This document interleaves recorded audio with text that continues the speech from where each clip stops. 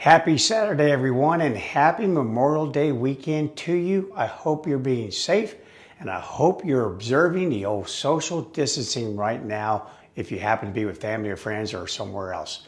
Okay, I want to talk a little bit today about feral dogs and stray dogs, and you're probably going, why does Bryan want to talk about that? Well, it really wasn't my choice. I'm going to be honest with you. I've been inundated lately, with people requesting information about feral dogs. Should I adopt one? There's a couple at the shelter, and I really feel bad because no one has adopted them. There's one at my local rescue. And is there anything I should be warned about, or should I step into it cautiously before I adopt these dogs? Because they seem to be either extremely fearful or even aggressive. So let's go over this real quick, because if they truly are feral, which I doubt, then yes, you should move cautiously and perhaps even hit the pause button before you think about adopting that feral dog. So to explain this, let me just kind of go over what's the difference between a feral dog and a stray dog. And are we just splitting hairs? Well, actually, from an adoption standpoint, we're not. Maybe from a taxidermy standpoint, we are. Hence why most ethologists nowadays and biologists have now classified feral and stray dogs under the one category or classification as free-ranging dogs. But again, that's not even deep enough. You let a dog loose out of your yard. Your dog runs out of your yard. Your dog just wants to go on a extraterritorial or extra yard foray.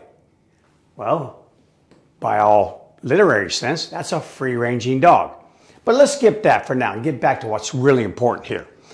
Feral dogs. I have dealt with many a feral dog in my life. I've advised people, I've tried to train them, I've treated them for pharmacotherapy. Let me tell you, there's a big difference between a real feral dog and a stray dog. And let's just kind of go down the list. First of all, feral dogs, they're wild. I'm here to tell you right now, they are wild. You might as well be trying to do pharmacotherapy with a coyote or a dingo. These are wild dogs. They're very wild animals. Some have become desocialized from humans. Others have never been socialized to humans. And therefore, they behave as though they're untamed or they're wild. And they really are. If you try to approach them, oftentimes if they're cornered, they'll be very aggressive. Very aggressive. Or they'll just try to avoid you like no tomorrow. They're gone. They even hear you, smell you, see you. They are gone, making it very difficult to trap them. That's why not so many dogs are feral dogs that you find in shelters or rescues. They're extremely difficult to trap. They're extremely savvy to mankind's mechanisms and these little traps that they have. And they also just don't need the bait that you find in those traps. They're skillful hunters. They can actually hunt very well. They hunt moles. They hunt mice. They can also scavenge on occasion off of human garbage. They eat a lot of carrion. They are very self-sufficient. So that's one of the things that makes them different than a stray as well. They can exist independently of humans. They don't need us. So they won't fall many times for these traps that we lay with bait. A stray dog will. Stray dogs eat a lot of garbage. They have to have mankind with them. They live on the peripheral edge of mankind. So one of the biggest differences is that the stray dog is really a domestic dog that either got away from the house, wandered off, became lost, what have you.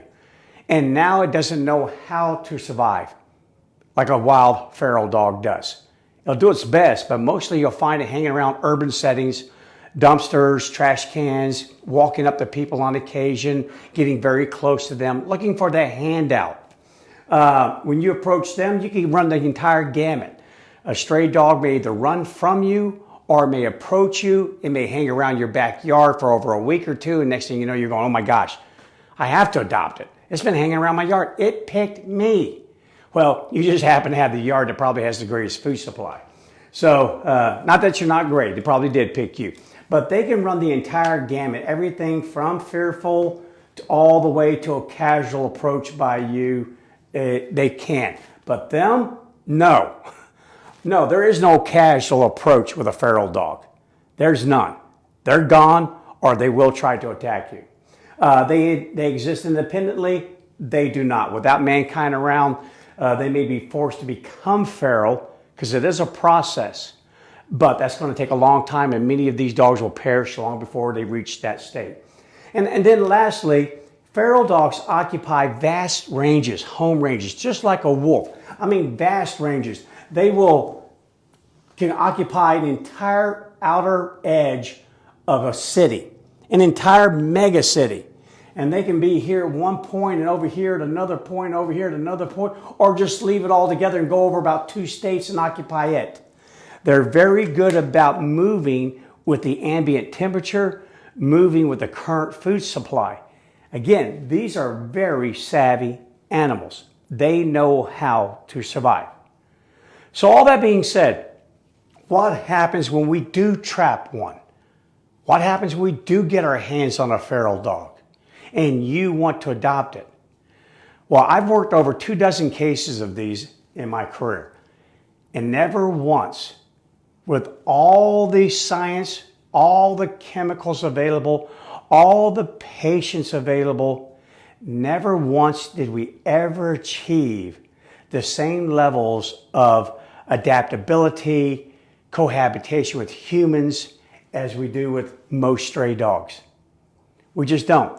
You got to remember, they've been imprinted to humans, probably since the time they were very small. Feral dogs, not likely. So they don't know humans. They don't know the human way. And by the time they're trapped, we're either very young in life or older in life. Their ability to now learn how to live with humans is very, very, very nil. So that being said, we've treated some of these, they're extremely fearful about being around humans. They don't have any desire to learn about humans. It's like you literally took a wild animal, you trapped it, and now you stuck it in a zoo called a home. But the problem with that is those homes typically have children involved. They typically have guests. They have all sorts of situations that create a very fearful and stressful environment for this animal. But I've never had much success. If you say point A is where the dog was when it was trapped, and point B is the dog that's going to be like a politician, kissing babies and shaking hands, we got to maybe A.1. That's it. That's really it. And that's using everything from antidepressants to benzodiazepines to you name it, to chemically reduce the dog's stress response, to trap it in a state in which it could not panic, it could not react. Tons and tons of desensitizing, counter conditioning, patience like no tomorrow. And yet we just never got far. It's a wild animal. It's no different right now if you went out there and trapped a wolf that was 4 years old. Yeah, you can put it in a zoo, but let me tell you something. A zoo is not a mirror of nature. What you see in a zoo doesn't happen in the wild. And the same thing here. You can put a feral dog in a home, but a home is not a mirror of where it came from. So if it truly is a feral dog, it will truly act like one. It'll be extremely fearful, and even after a few months of living with you, it will still be the same way. So that being said, if you have the opportunity to adopt one, there are no absolutes in behavioral science when it comes to dealing with wild or domestic animals. Take that step if you wish, but bring with you safety for others. Think about safety. Think about having to be a zookeeper at times. Think about how will this animal adapt to being in a cage. And when you think of that, think about your house. That's really nothing more than a big cage. It doesn't have bars, but it's got windows and it's got sheetrock. Think about all these things.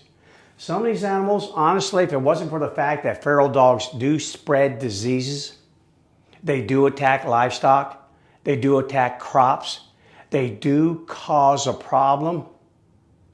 If it were outside of that, let them go.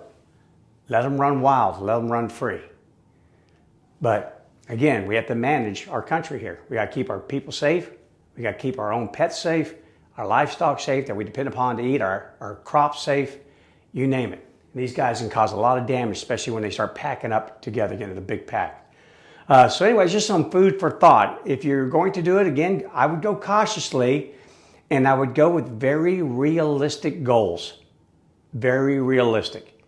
If you want a family pet, you want a snuggle hound, you want something for your children to play with, I'm going to recommend go to that shelter, take a look at some of the strays that they picked up. Some of those, wow, they just stepped out of the house and by golly, they got lost. They're great dogs. Others got kicked to the curb. It wasn't their fault. They simply cost more to keep than what the owners thought of. There's a million reasons why dogs can end up as strays. A lot of great dogs. They're not feral. So again, if you hear the word feral, question it. Look into it. Because if that's the case, I'd probably go look over here for your family pet. Let science do what it needs to do with these ferals. You go over here and get this for your family. So just some food for thought. Just give it a little bit of thought before you go. You have any more questions on it? All those of you out there asking about feral dogs, send them my way, and I'll be glad to point you to research that has been done, and a lot of science programs are going on worldwide, especially over in India and Thailand. They have a huge problem with feral dogs right now. And I'll let you read about what's happening. What are they trying to do to kind of save them? Try to give them their own little habitat in which to live. It's really cool. And it's really a neat thing that we're all trying to do. But you're not a scientist, okay? You're a pet owner, okay? So when you're a pet owner, let's lean a little bit more to the side over here. Okay, guys, that's it for today. If you found it beneficial, of course, share it like you always do. I really appreciate it. And if you have your own particular questions you want me to answer right here on Facebook Live, send them my way. Send them to me. I will get them answered for you. Enjoy the rest of your day.